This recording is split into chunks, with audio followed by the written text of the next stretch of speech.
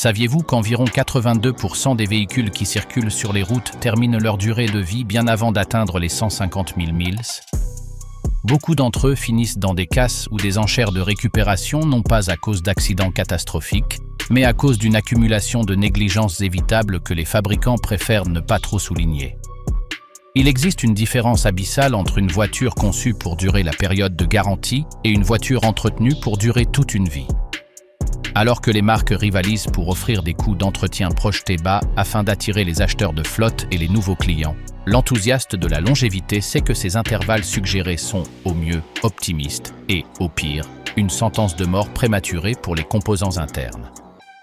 Le secret de ces quelques véhicules qui parviennent à doubler ou tripler l'espérance de vie moyenne ne réside pas dans la chance ni dans le fait d'avoir acheté une unité bénie depuis la ligne de montage.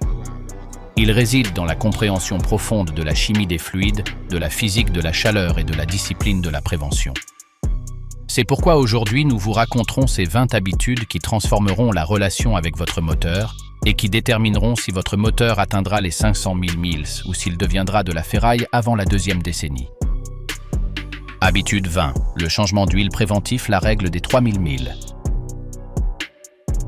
L'huile est littéralement le sang de votre véhicule.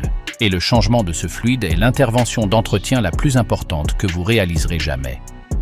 Cependant, il existe un conflit d'intérêts massif entre ce que dicte votre manuel du propriétaire et ce que dictent les lois de la friction. Au cours des dernières années, nous avons vu comment les intervalles de changement d'huile recommandés par les fabricants sont passés de 3000 ou 5000 milles à 10 000 ou même 15 000 milles. Cette tendance n'est pas due à une avancée miraculeuse dans la chimie de l'huile qui la rendrait immortelle, mais à une pression commerciale pour réduire le coût de propriété perçu et se conformer aux réglementations environnementales sur les résidus de fluide. La réalité technique est que, bien que les huiles synthétiques modernes soient extraordinairement résistantes, leur capacité à suspendre les particules de carbone, l'humidité et les acides résultant de la combustion a une limite physique. La règle des 3000 milles pour les huiles minérales ou 5000 milles pour les synthétiques haut de gamme est l'assurance la plus économique que vous puissiez acheter. En atteignant les 7000 milles, même la meilleure huile du marché a commencé un processus de dégradation thermique où les additifs détergents et dispersants s'épuisent. Lorsque cela se produit, l'huile ne peut plus maintenir les résidus en suspension et ceux-ci commencent à se déposer sur les parois du moteur sous forme de boue ou de vernis. Ces dépôts obstruent les passages de lubrification microscopiques qui alimentent les coussinets du vilebrequin et les arbres à cames. Un moteur qui fonctionne avec de l'huile usagée est, essentiellement, en train de se poncer lui-même de l'intérieur. De plus, le phénomène de dilution par le carburant, courant dans les moteurs à injection directe modernes, réduit rapidement la viscosité de l'huile, laissant les parois du cylindre vulnérables.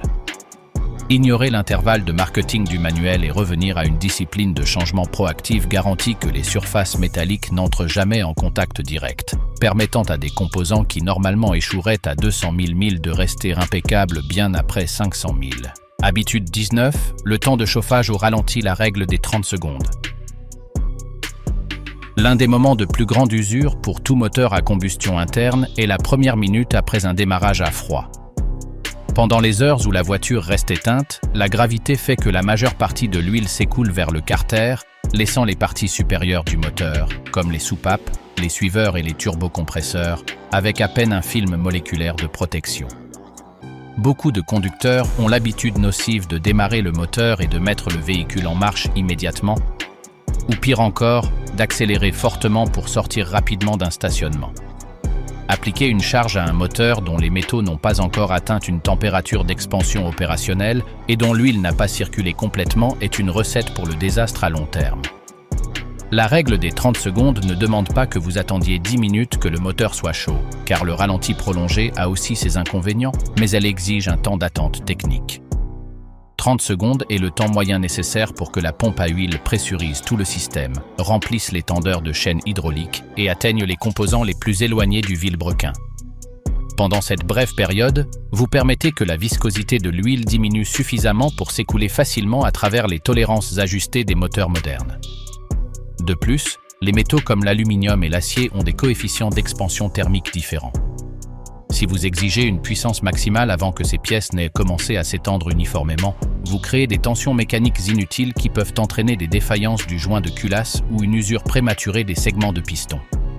Cette habitude, répétée des milliers de fois au fil des ans, marque la différence entre un moteur qui consomme de l'huile à 100 000 miles et un autre qui maintient une compression parfaite en atteignant le demi-million. Habitude 18. Ne jamais conduire avec le réservoir en réserve.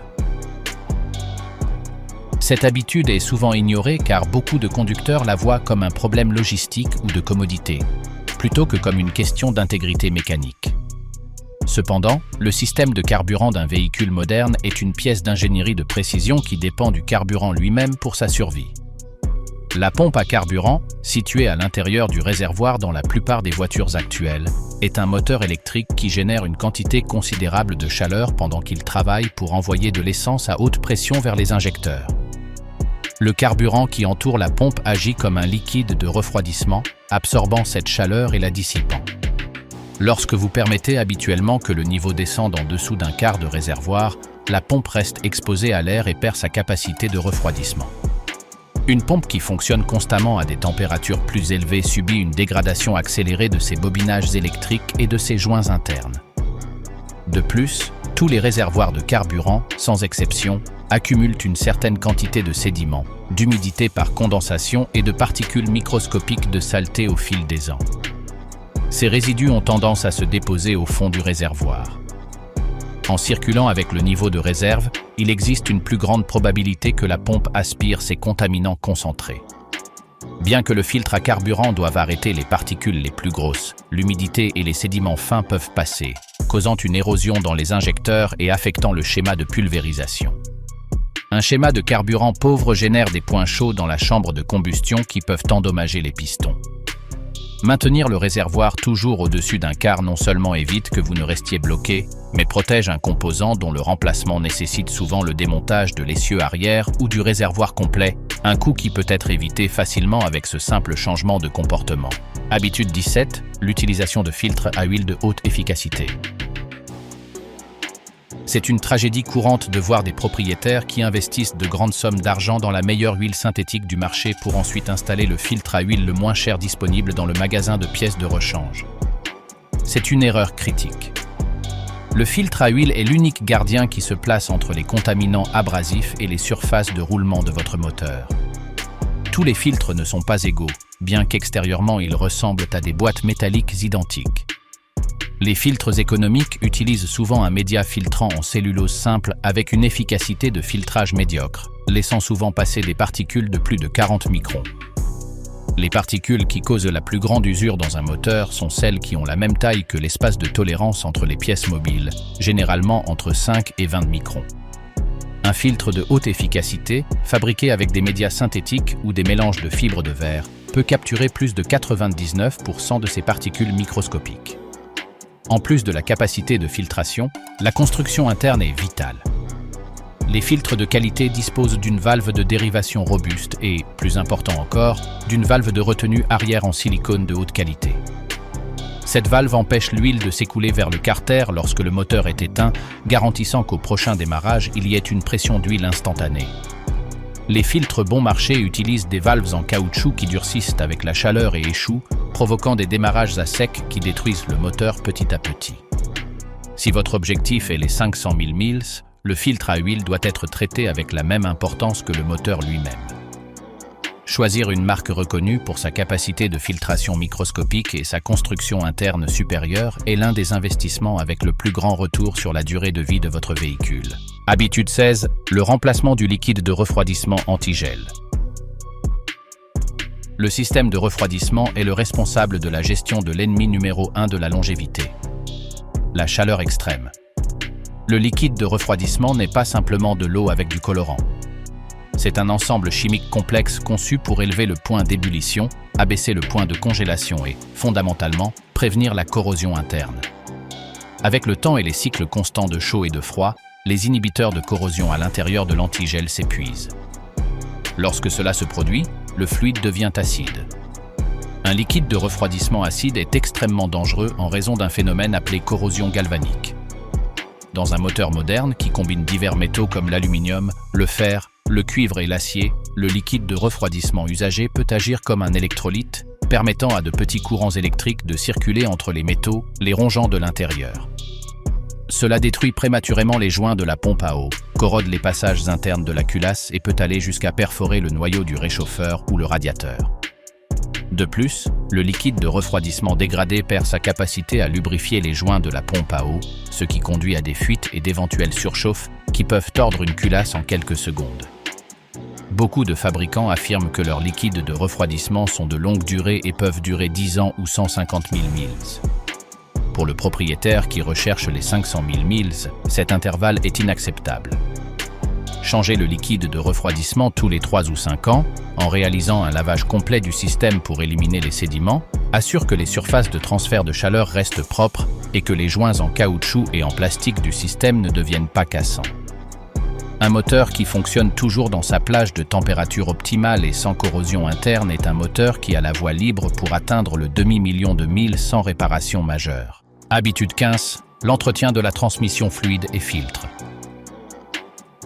Dans l'industrie automobile contemporaine, l'un des trompe-l'œil les plus préjudiciables à la longévité d'un véhicule est le concept du fluide de transmission à vie.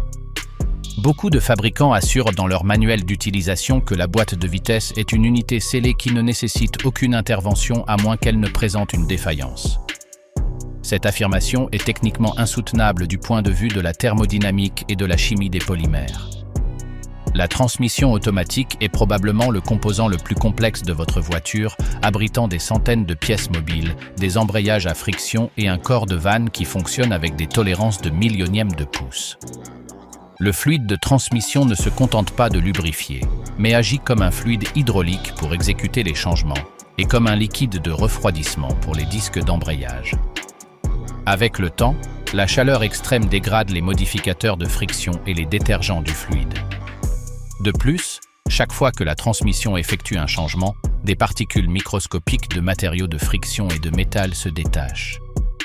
Si le fluide n'est pas changé, ces particules agissent comme une pâte abrasive qui érode les canaux du corps de vanne et use les joints en caoutchouc, les rendant cassants. L'habitude de remplacer le fluide et le filtre tous les 30 000 ou 40 000 milles est la seule façon de garantir que la transmission atteigne les 500 000 milles. Ignorer cela entraîne souvent des changements brusques ou des patinages autour de 120 000 milles, moment auquel les dommages sont souvent irréversibles et la facture de réparation peut dépasser 3 000 ou 5 000 $. Un entretien proactif prévient l'accumulation de vernis dans les solénoïdes et maintient la pression hydraulique au niveau d'usine, assurant une opérabilité fluide pendant des décennies. Habitude 14. Le soin du liquide de frein. Le système de freinage est votre principale assurance vie, mais son fluide est l'un des plus négligés par les conducteurs moyens. La plupart des liquides de frein, comme le point 3 ou le point 4, ont une propriété chimique dénommée hygroscopie, ce qui signifie qu'ils ont une affinité naturelle pour absorber l'humidité de l'air. Même dans des systèmes fermés, l'humidité pénètre à travers les joints en caoutchouc et les pores des tuyaux de frein. Le problème de la présence d'eau dans le système est double et catastrophique. Premièrement, l'eau réduit drastiquement le point d'ébullition du fluide. Lors de freinages intenses ou de descentes en pente, l'eau peut se transformer en vapeur, créant des bulles qui font que la pédale s'enfonce jusqu'au fond sans freiner le véhicule. Deuxièmement, et c'est le plus pertinent pour la longévité mécanique, l'eau provoque une corrosion interne des composants métalliques. Le module du système de freinage anti-blocage, connu sous le nom de module de ABS, contient des vannes et des moteurs extrêmement fins qui s'oxydent et se bloquent en présence d'humidité. Remplacer un module de ABS peut coûter plus de 1 500 $. L'habitude de purger et de remplacer le liquide de frein tous les 2 ans ou 30 000 milles élimine l'humidité et les résidus métalliques des maîtres-cylindres et des étriers de frein, prolongeant la vie de tout le système et garantissant une réponse ferme et sûre à chaque arrêt. Habitude 13. Le remplacement du fluide de la direction hydraulique. La direction assistée est un système que l'on oublie souvent jusqu'à ce que la pompe commence à gémir ou que la direction devienne lourde. Le fluide de la direction hydraulique est soumis à des pressions immenses, dépassant souvent 1000 ou 1500 livres par pouce carré. Sous ce stress mécanique et la chaleur générée par le pompage constant, le fluide perd ses propriétés lubrifiantes et ses additifs anti-mousse. Lorsque le fluide se dégrade, il devient sombre et commence à dégrader les joints internes de la crémaillère de direction. Une fois qu'un joint interne échoue, le fluide commence à fuir vers les soufflets de poussière ou, pire encore, permet au métal de frotter contre le métal à l'intérieur du mécanisme de direction. le remplacement d'une crémaillère de direction est une tâche laborieuse et coûteuse. En établissant l'habitude d'aspirer et de remplacer le fluide du réservoir tous les 20 000 milles, vous introduisez de nouveaux additifs qui maintiennent les joints en caoutchouc flexibles et jeunes. Cela empêche les contaminants d'user l'axe de la pompe et prolonge la vie de la boîte de direction de manière indéfinie. Un système de direction bien entretenu doit être aussi précis à 400 000 milles qu'il l'était le jour où la voiture est sortie du concessionnaire. Habitude 12. Le changement de fluide des différentiels et de la boîte de transfert. Dans les véhicules à propulsion, à traction intégrale ou 4x4, les différentiels et les boîtes de transfert sont les héros oubliés qui transmettent la puissance du moteur aux roues. Ces unités abritent des engrenages zippoïdes qui supportent des charges de torsion massives. En raison de la manière dont ces engrenages interagissent, il existe une pression de contact extrême qui nécessite un lubrifiant avec des additifs d'extrême pression. Contrairement au moteur, ces unités n'ont généralement pas de filtre à huile, ce qui signifie que toute limaille métallique résultant de l'usure normale reste suspendue dans le fluide, circulant à travers les roulements. Avec le temps, ce fluide se sature de métal et perd sa viscosité. En conditions de pluie ou lors du franchissement de flaques profondes, les différentiels peuvent même aspirer l'humidité par leurs valves de ventilation, créant une émulsion laiteuse qui ne lubrifie pas du tout. Changer l'huile des essieux et de la boîte de transfert tous les 50 000 milles est vital. Cette habitude prévient le hurlement caractéristique des différentiels usés et assure que les roulements à aiguille et les pignons restent dans des tolérances parfaites, permettant aux composants de la transmission finale de survivre aussi longtemps que le bloc moteur lui-même. Habitude 11. Le nettoyage du corps d'accélération et de la valve de contrôle d'air de marche au ralenti. Pour qu'un moteur fonctionne avec un maximum d'efficacité et de douceur, il a besoin d'une gestion précise du flux d'air. Avec les kilomètres, les vapeurs d'huile provenant du système de ventilation positive du carter se condensent dans le corps d'accélération, créant une couche de carbone collante autour du papillon. Cette accumulation interfère avec le mouvement précis de la plaque et obstrue les passages de la valve de contrôle d'air de marche au ralenti, connue sous le nom de valve IACE. Lorsque cela se produit, le moteur commence à connaître une marche au ralenti erratique, des vibrations excessives et, dans les cas graves, s'éteint à l'arrêt. Ces vibrations de basse fréquence ne sont pas seulement une nuisance. Elles se transmettent à travers les supports du moteur et de la transmission, accélérant leur dégradation. Un moteur qui ne peut pas maintenir un ralenti stable souffre également d'une combustion incomplète, ce qui encrasse les bougies et surcharge le convertisseur catalytique. L'habitude de nettoyer le corps d'accélération et la valve IAC avec un solvant spécifique tous les 30 000 milles maintient la réponse de l'accélérateur instantané et la marche au ralenti si douce que l'on sent à peine que la voiture est allumée. Ce nettoyage prévient l'effort inutile des actionneurs électroniques et contribue directement à la longévité des composants de montage du moteur. Habitude 10. Le remplacement proactif de la courroie de distribution bande de temps. La courroie de distribution est le composant le plus critique dans l'architecture d'un moteur à combustion interne. Sa fonction est de coordonner avec une précision de millisecondes l'ouverture et la fermeture des soupapes avec la position des pistons. Dans la grande majorité des véhicules modernes, les ingénieurs utilisent un design de moteur dénommé d'interférence. Cela signifie que l'espace par lequel se déplacent les pistons et l'espace où s'ouvrent les soupapes se superposent à différents moments du cycle. Tant que la courroie de distribution est entière, cette danse mécanique est parfaite.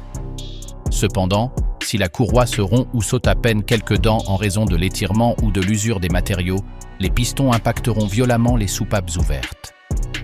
Le résultat est une catastrophe mécanique instantanée qui inclut des soupapes tordues, des pistons perforés et, dans beaucoup de cas, la destruction totale de la culasse et du bloc moteur. Une réparation de ce type coûte souvent entre 4 000 et 8 000 $, ou peut même nécessiter le remplacement complet de la plante motrice. Les fabricants suggèrent souvent le changement tous les 60 000 ou 100 000 milles, mais pour celui qui cherche à atteindre le demi-million de milles, l'habitude doit être le remplacement proactif tous les 60 000 milles ou 5 ans, selon la première éventualité. Il est vital de comprendre que les courroies en caoutchouc se dégradent non seulement par l'usage, mais par le temps et la chaleur extrême du compartiment moteur. Lors de la réalisation de cet entretien, il est impératif de remplacer également la pompe à eau et les tendeurs, car si un roulement du tendeur se bloque, il détruira une courroie neuve en quelques secondes. Cette habitude est la différence entre une voiture qui prend sa retraite prématurément dans une casse et une qui continue de fonctionner avec la compression d'usine pendant des décennies. Habitude 9, l'inspection et le changement des courroies d'accessoires. À la différence de la courroie de distribution, les courroies d'accessoires sont visibles et actionnent des composants périphériques comme l'alternateur, le compresseur de l'air conditionné et, fréquemment, la pompe à eau. Bien que leur rupture ne détruise pas toujours le moteur de façon immédiate comme le fait la bande de temps, leurs conséquences peuvent être également fatales si le conducteur ne réagit pas en quelques secondes. Si la courroie d'accessoires se rompt pendant que vous conduisez à haute vitesse, vous perdrez immédiatement l'assistance de la direction hydraulique, ce qui rendra la voiture extrêmement difficile à manœuvrer.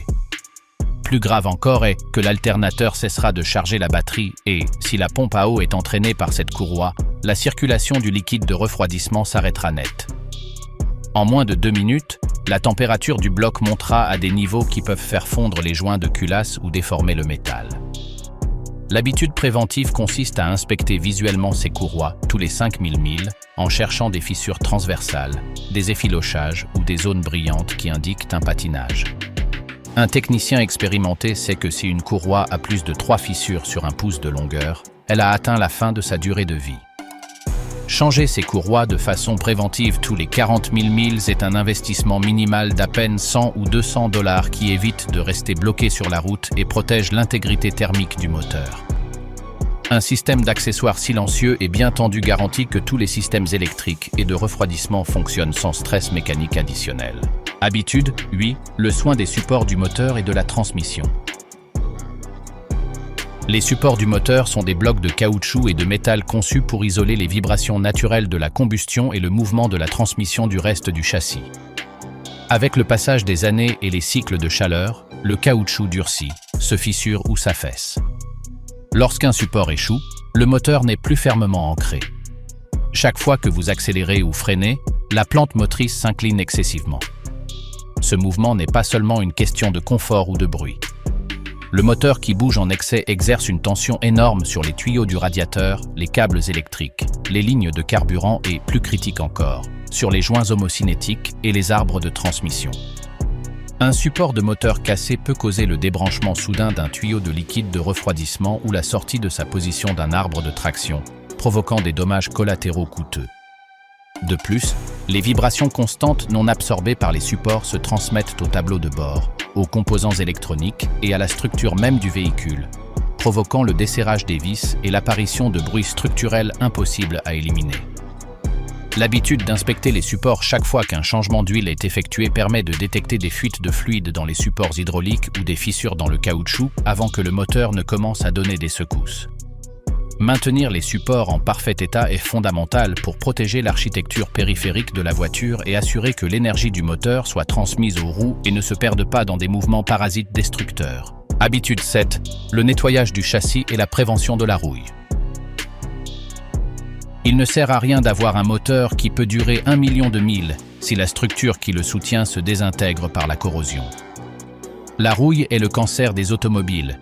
Et, une fois qu'elle s'établit profondément dans les points de soudure ou dans les rails du châssis, la réparation est économiquement irréalisable et compromet la sécurité structurelle en cas d'impact. Dans les régions où du sel est utilisé sur les routes pendant l'hiver ou dans les zones côtières avec un air salin, la corrosion agit avec une vitesse alarmante. Le sel et l'humidité créent une cellule galvanique qui dévore l'acier centimètre par centimètre.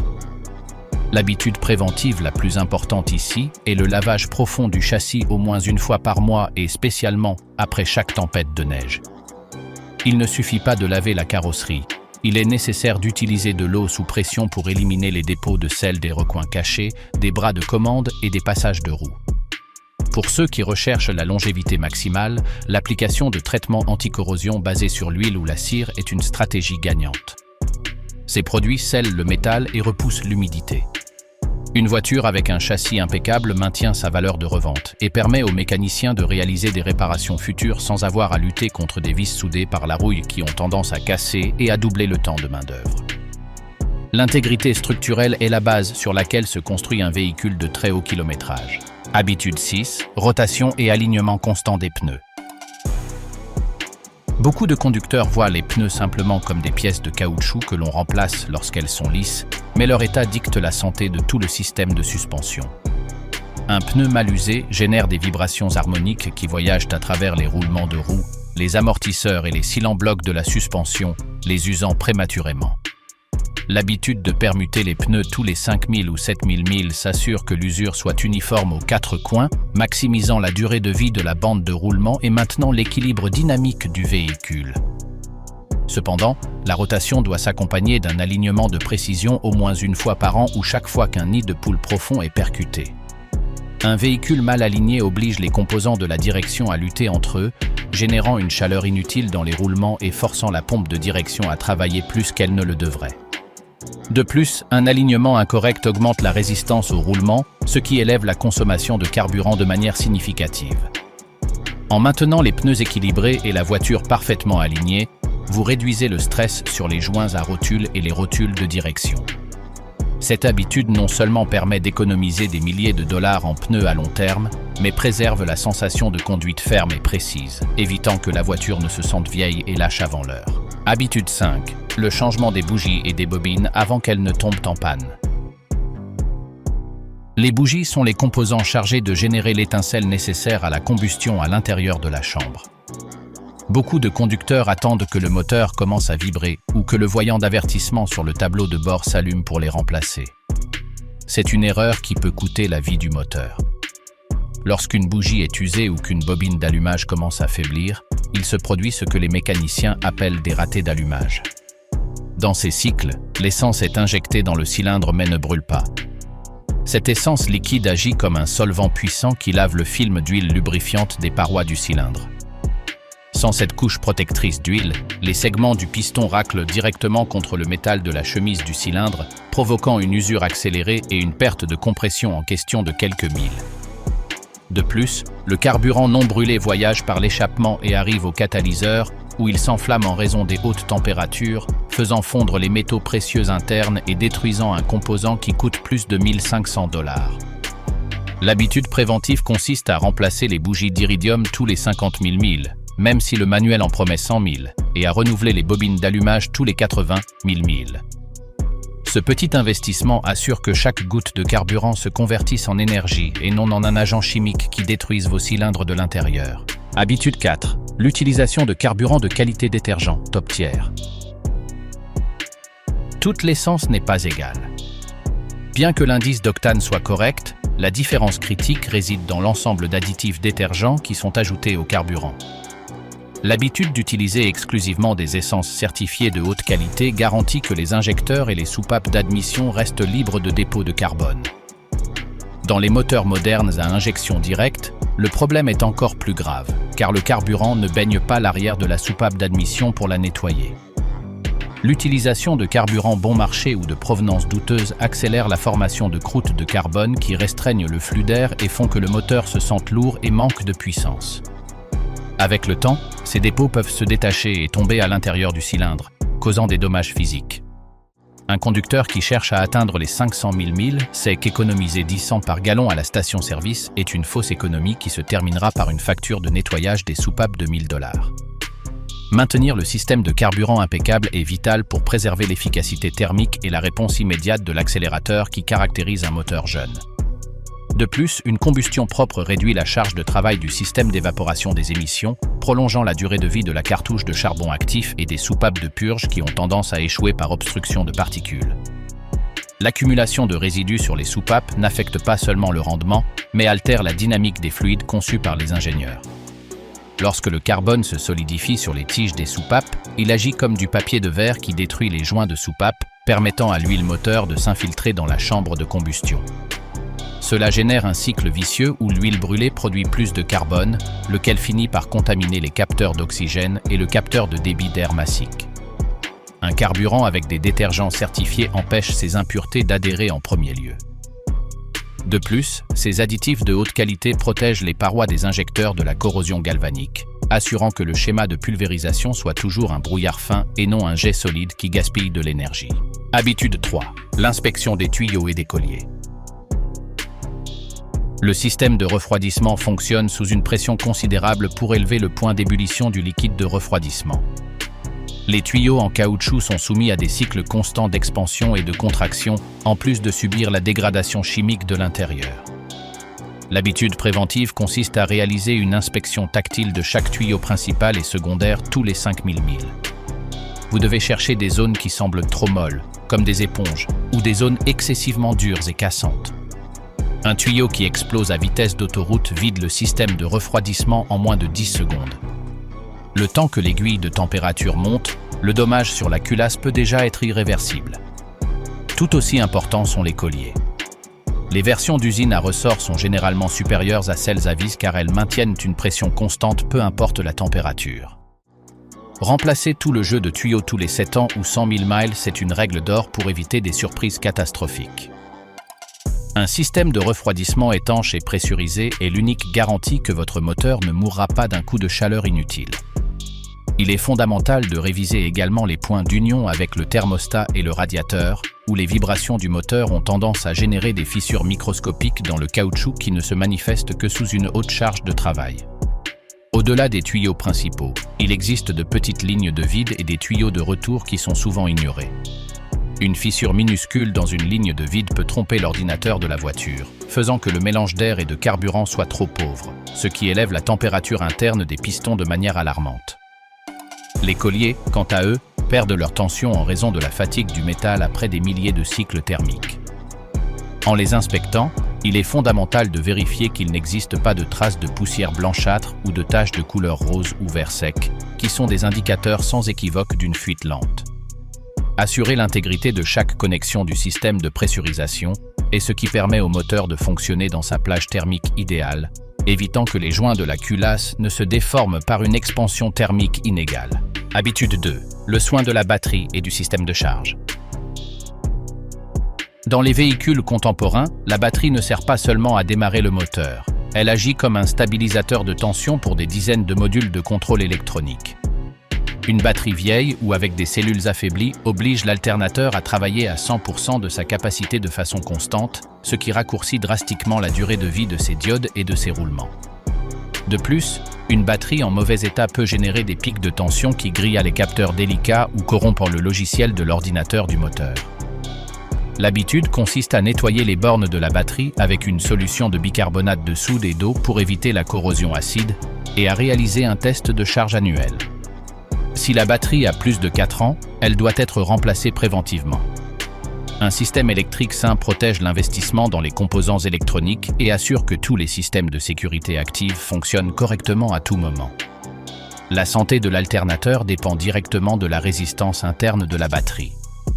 Ignorer une batterie faible, c'est condamner à mort le générateur d'énergie de votre véhicule, une pièce qui coûte 5 fois plus cher que l'accumulateur lui-même.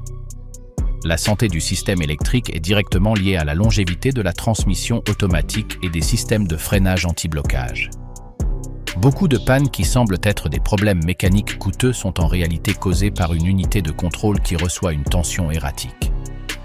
Lorsque la batterie est à la fin de sa durée de vie, l'alternateur doit travailler à des températures beaucoup plus hautes pour compenser le manque de stockage chimique, ce qui peut brûler le régulateur interne.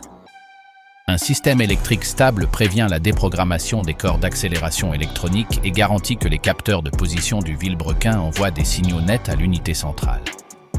Maintenir les contacts libres de sulfatation n'est pas seulement esthétique, c'est assurer que la conductivité se maintienne à des niveaux optimaux pour éviter des chutes de tension qui confondent les systèmes de sécurité du véhicule. Habitude 1. Écoutez votre machine. Le diagnostic sensoriel. C'est l'habitude la plus importante de toutes et celle qui sépare les propriétaires de voitures jetables des membres du club des 500 000 miles. Vous devez connaître les sons, les odeurs et les sensations normales de votre véhicule. Tout changement, aussi subtil soit-il, est un message de la machine. Un sifflement léger peut indiquer une fuite de vide qui, si elle est ignorée, endommagera les capteurs d'oxygène. Une odeur sucrée à l'intérieur de l'habitacle est le signal précoce d'une fuite dans le noyau du radiateur de chauffage. Une légère traction sur le volant vers un côté indique que l'alignement est perdu. L'habitude consiste à dédier 10 minutes par semaine, avec le moteur allumé et le capot ouvert, simplement pour observer et écouter. La plupart des défaillances catastrophiques donnent des préavis pendant des centaines de milles. Apprendre à interpréter ces avis permet de réaliser des ajustements mineurs et économiques avant que le composant ne tombe complètement en panne et ne cause des dommages collatéraux. L'attention consciente est l'outil d'entretien le plus puissant que possède tout propriétaire. Le diagnostic sensoriel implique d'utiliser les 5 sens pour surveiller la santé mécanique. Une odeur d'huile brûlée après un long voyage peut être simplement un joint de cache-culbuteur qui fuit sur l'échappement. Changer ce joint coûte peu d'argent. Mais laisser le niveau d'huile descendre trop bas détruira les coussinets du moteur. Une vibration légère dans la pédale de frein lors de l'arrêt indique des disques de frein voilés qui, s'ils sont ignorés, finiront par endommager les roulements des roues et les composants de la suspension. Le son d'un grincement en tournant le volant est l'avertissement que le liquide de la direction assistée est bas ou contaminé. En traitant ces symptômes dès leur premier stade, le propriétaire évite l'effet domino où une petite pièce finit par entraîner des composants majeurs vers la panne totale. L'automobile ne doit pas être vue comme une dépense inévitable ou un article jetable que l'on change tous les 5 ans.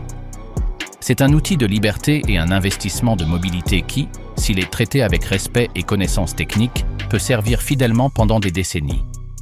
La mentalité du propriétaire qui atteint les 500 000 milles n'est pas celle de quelqu'un qui répare simplement ce qui se casse, mais celle de quelqu'un qui comprend l'interconnectivité des systèmes mécaniques.